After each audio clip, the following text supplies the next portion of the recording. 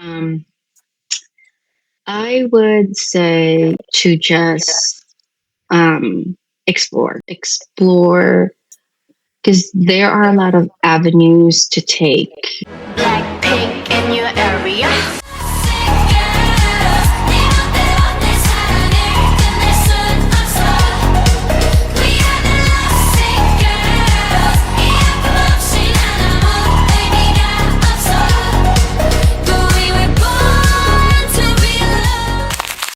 Hey everyone, welcome to archiTALKture, the podcast where we dive into the design stories, creative journeys, and everything architecture. I'm Johanna Perslagman.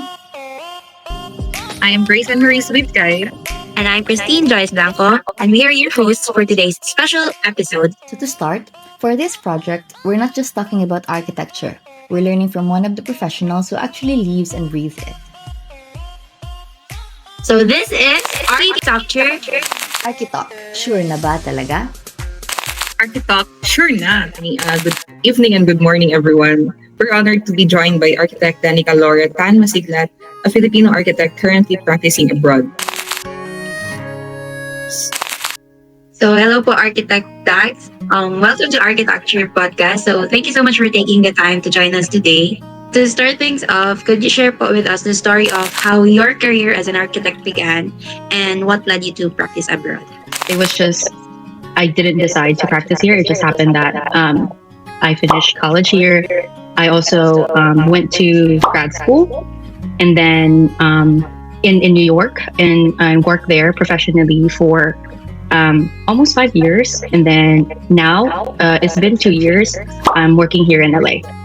So practicing internationally must come with its own set of challenges. What were some of the biggest ones and how did you manage to overcome them? The first thing that come in mind is when I moved to like my first semester in New York after moving, because in the Philippines, diba, we use metric system, but here in the US they use imperial, and so everything was in inches and feet and pounds, and so I had to like relearn like measuring dimensions and that the standards here. Also, I think there was a push here to use technology early on in the architecture curriculum. And so I remember back in UB, we were kind of like pushed to do manual, like drafting, freehand, the first few semesters. But here, you're straight to like modeling, like BIM modeling. And so I didn't know, and I just started AutoCAD back in Diliman, and so moving here I was just like, oh my god, what's happening, like I need to like figure things out. And so I think that was like the biggest challenge, because I was just starting. It's a new environment, it's a new culture, it's a new school, it's a new everything, and I just had to like relearn everything. About your experiences makes us wonder about the creative side of your work. Now let's talk about your creativity for a bit. How would you describe your personal design philosophy? It definitely changed since I was in school. Because back in school, I think there's a focus on design beautiful buildings. Like it's a lot of focus on what the building looks like, elevations, you know?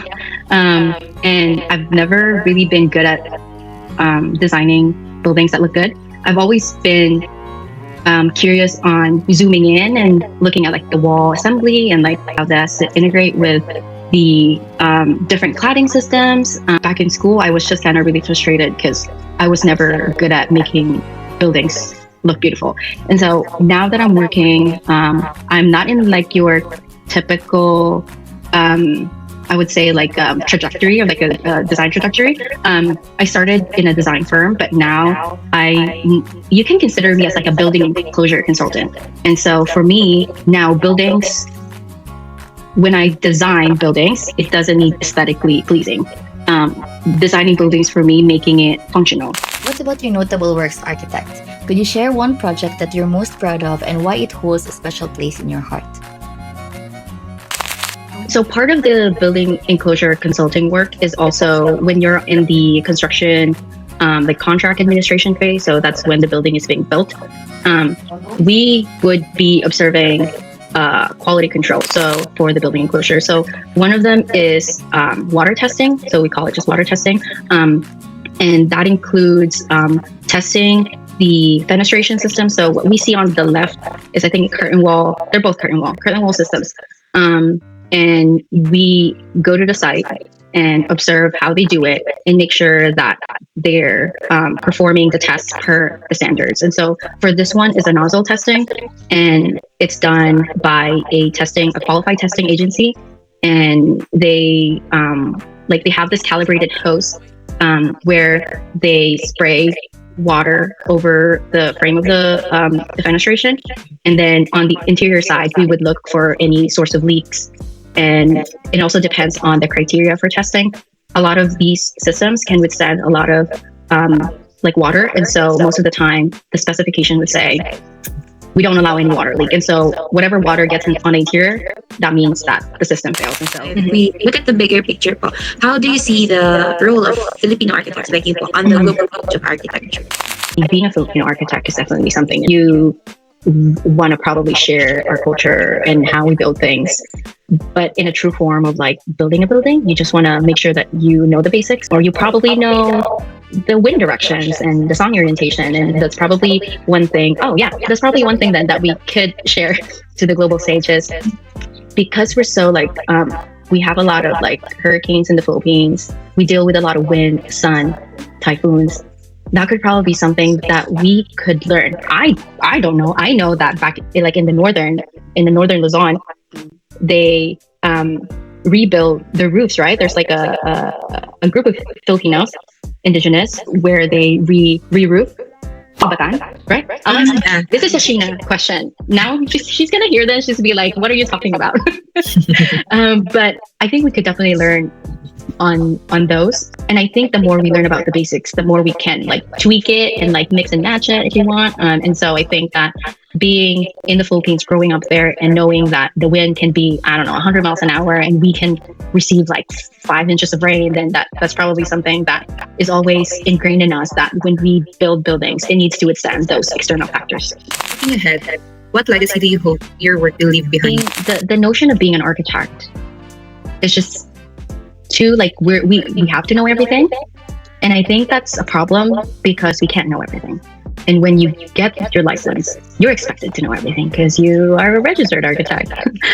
But that's not the case most of the time. I guess we're not like privy when we're in school and as a student. And so we're kind of like trained to be like the star architect that only probably 0.001% of us will make it to be that person. I hope that there's more representation out there of the other embodiment of a person who has architecture background. And then for our final question, what message or advice would you like to share with architecture students watching this video and who are listening to this episode? I would say to just explore, because there are a lot of avenues to take with your architecture background. Don't cocoon yourself or put yourself in a box where everyone wants you to go. To be a designer or a star architect. Maybe find that purpose. Like, oh, what do I want to do in the long run? I guess you just want to like be part of those different phases and different tasks, and then see what really like makes you motivated to work. So before we wrap up, we'd also love to hear if you have a quick message or words of appreciation for the Department of Architecture faculty. Kudos to them.